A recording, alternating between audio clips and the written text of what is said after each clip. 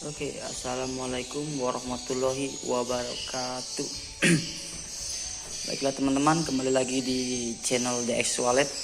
Di sini saya akan membagikan tata cara pemasangan kasibot menggunakan Tasoring. Tasoring di sini berfungsi sebagai landasan kasibotnya ya. Di sini saya menggunakan kasibot yang ukuran 3 mili. Di sini saya menggunakan ring yang bermerek Taso. Jadi sebelum pemasangan fungsinya tadi, Taso ring ini sebagai landasan ya. Tuh. Jadi dia kasibotnya landas lebih rapi nih contohnya nih. Contohnya. Lebih rapi. Kalau dari bawah lebih rapi dan dari atas lebih rapi juga, lebih rapat lah. Nah, selain fungsi tadi untuk landasan, Tasoring juga berfungsi sebagai pelurus sirip. Jadi lurus siripnya jadi lurus ya, untuk penyagak sirip supaya lurus. Karena saya ini menggunakan sirip sengon. Nah, sengon merah ini ya teman-teman ya. Jadi dia agak lengkung-lengkung. Jadi saya luruskan menggunakan Tasoring ini. Jadi fungsinya dua ya, sebagai pelandasan dan sebagai untuk ngelurusin sirip, meratakan sirip. Ini saya menggunakan jarak sirip yang 25. Nah, Tasoring ini diukur sesuai jarak kasibot.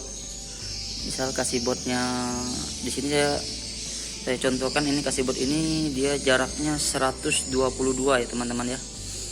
Jadi saya ukur di sana ujung sana ke sini 122. Terus saya pasang kasibot.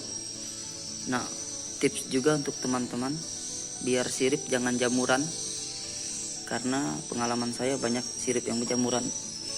Jadi sesudah ada yang misalnya seperti saya nih, saya bangun gedung ini sirip ini baru nebang sekitar 1 minggu, lalu tidak saya jemur lagi, langsung saya pasang,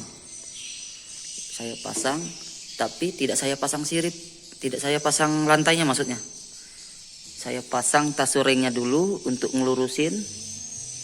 Pasang Tasoring, setelah dipasang Tasoring saya diamkan selama 1 bulan kurang lebih, lalu saya pasang lantai kasibot. Nah, keunggulan kasibot ya dia tidak jamur ya, cuman kelemahannya mungkin kekuatannya agak kurang. Tapi kalau teman-teman beli yang 1 cm itu mungkin kuatannya lebih kuat, tapi harganya lebih mahal. Kalau di sini saya membeli ini itu sekitar harga 60.000. Ini milik GRC ya, nggak tahu di wilayah lain berapa harganya. Ini contoh pemasangan kasibotnya dari atas lantai. Nah, apabila teman-teman kurang yakin sama kekuatan karena ini cuma 3 mili maksudnya, jadi teman-teman bisa memasang kayu untuk landasan jak. Tapi kalau saya biasanya tidak perlu, karena jaraknya 25. Yang penting kita tahu pemasangan sirip, kita bisa berjalan.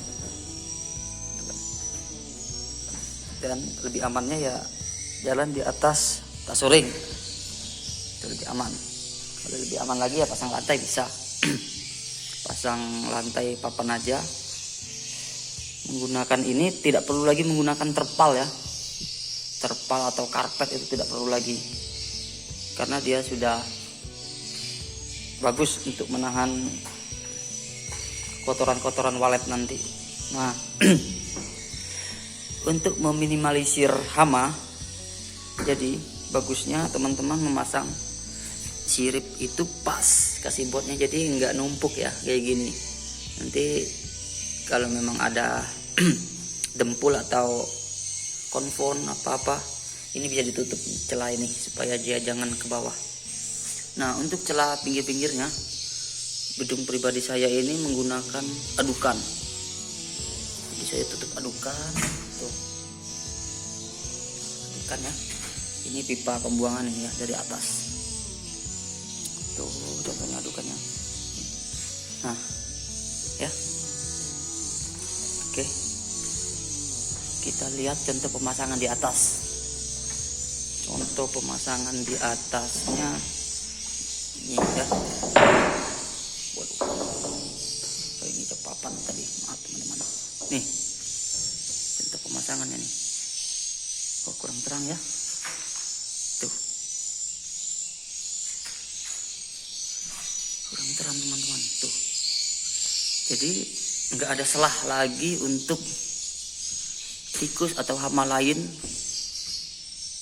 nyelip-nyelip di situ. Nih, ya. Jadi lebih aman ya. Lebih aman, praktis, dan lebih menghemat biaya kalau untuk saya. Karena di sini papan lebih mahal daripada harga kasibotnya. Tuh. Terus untuk di bagian gedungnya dia lebih ringan kan, lebih enteng, tidak terlalu banyak menggunakan papan.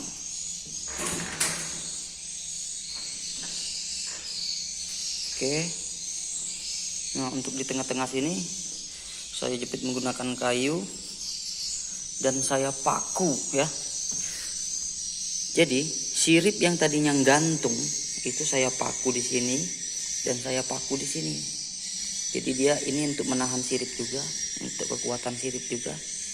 Karena sirip saya itu gantung ya, tidak duduk nih, gantung. Nah itu penahan itu. Jadi gantung di balokan. Kan biasanya sirip numpang di balokan. Kalau saya tidak numpang. Karena menurut pengalaman saya, gedung yang sebelah itu numpang di balokan, akhirnya banyak sarang walet yang ada di balokan. Nanti saya review juga sarang walet yang ada di balokan itu. Dan juga banyak hama seperti kecoa, semut-semut itu pada nempel di balokan. Lebih tidak rapi lah lihatnya. Itu lantai bawah. Itu sengaja tidak saya kasih sirip karena di bawah itu untuk hunian dan toko ya. Jadi atasnya ini walet. Ini RBW pribadi saya ukuran 816. Tuh. Itu angin-anginnya belum saya tutup ya. Karena baru aktif yang lantai atas sendiri. Lantai atas sudah ada reviewnya tentang dalamnya. Itu yang ukuran voidnya yang 70 kali 80 itu umur RBW yang atas ini yang baru saya hidupin inapnya aja itu sekitar 2,5 bulan. Kemarin tanggal 16 Agustus merayakan 2 bulannya. Nah, ini voidnya ukuran 4x4. Lar saya buat ukuran semeter kali 70. LMB nya saya buat ukuran 80 kali 30. Nah itu teman-temannya itu bak dak, jadi 60 cm itu di dak, itu menampung air untuk suplai makanan anggur, karena di atas itu ada anggur teman-teman. Boleh lihat di video saya yang sudah lewat di bawah, lihat ada video anggurnya kan. Jadi saya tanam anggur di depan LMB supaya merambat. Ini RBW nya belum jadi ya, baru 1 lantai yang jadi. Jadi ini mau dijadiin juga. Oke teman-teman, sekian dari saya. Kalau ada pertanyaan bolehlah komentar. Kalau suka tinggal di like, tolong bantu subscribe-nya untuk mendukung channel saya dan membagi pengetahuan saya tentang perwaletan. Sekian, terima kasih.